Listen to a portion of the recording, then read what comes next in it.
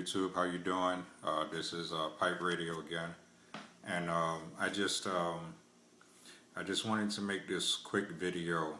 I don't know, I don't have that many people who look at my videos too much. However, for those of you who do happen to see my videos, you already know that I'm kind of a Ron Paul hater, if you want to say that. It's not so much that I hate the man.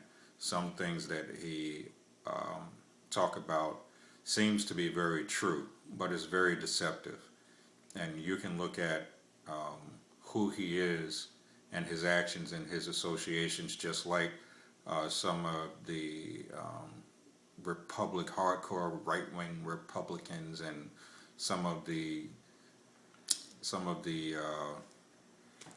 the Tea Party people and the Libertarians and the Constitutionalists and all of those people, which are basically different offshoots of sort of right-wing type people or type groups.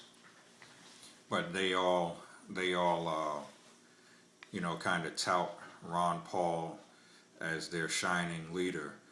I've always said that because Ron Paul is you cannot trust anybody who is being put in front of that camera on CNN, on Fox News, on CNBC, on MSNBC, on just go on and on. Obviously, CBS, Fox, CBS, NBC, ABC.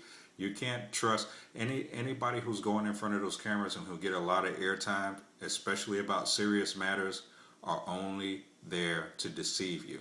And what they'll do is they'll tell, and this is typical of those type of people, they'll tell 90, possibly even 98% of the truth.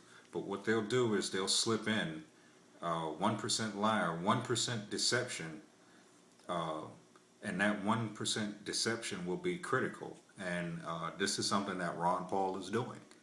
Absolutely.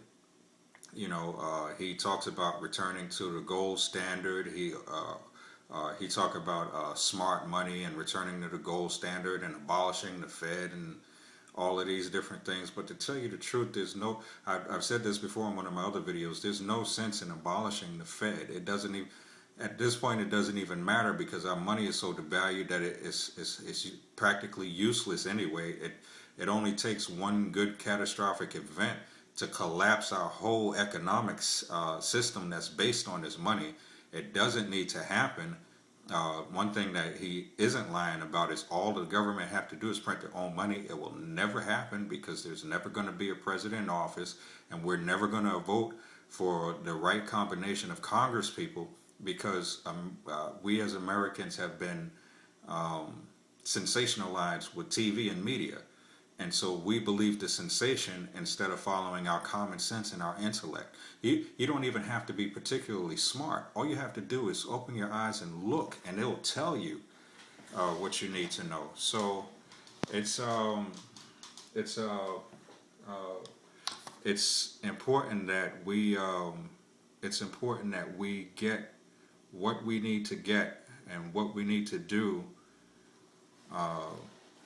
done appropriately without having these leaders like Ron Paul. One thing I want to point out about Ron Paul, I was talking about the gold standard, just real quick. For all of you who believe that you're going to buy gold and protect yourself against the fall of the economy, you got to understand the same people that controls the money supply also controls the supply of gold. And so it doesn't matter which commodity you buy, they control both commodities. You have to have a commodity that they don't control. The only way to get that type of a commodity is to create one, just like they did out of thin air. That's the only way to do it. That's the only secular way to do this. I want to point out something about one of Ron Paul's associations, and he's a pretty popular guy. His name is Peter Schiff. Now, Peter Schiff has a connection. He was Ron Paul's, I think, economic advisor or something like that in his last election run. I think it was 2008. Peter Schiff. If you look into history, and like I'm not economics professor yet, but I'm working on it. But you know, all you have to do is look in the history of these people that surround these popular icons, and it doesn't matter whether it's Ron Paul, it doesn't matter whether it's our president, it doesn't matter whether it's a former president, it doesn't matter who it is. Whoever they put in front of the camera, do a critical evaluation of them, because they're not there for our good. They're there for somebody else's good, but it's definitely not ours as American citizens. So anyway, this guy Peter Schiff, if a simple look at his name brings up, just a simple internet look at his name brings up the fact that this guy more than likely is related to somebody, and I'm not going to mention any names because I'm not going to get into what they call conspiracy theory. But the simple fact of the matter is he's related to somebody. The guy's name is Jacob Schiff.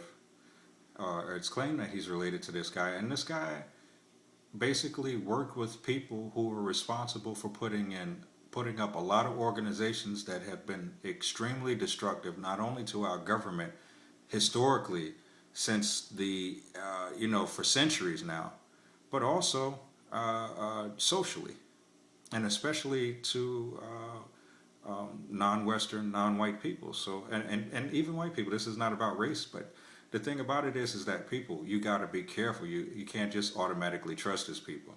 And Ron Paul had this guy as his economic advisor when this guy's grandfather, for all of those people who say George Bush was, his grandfather was related to the Nazis.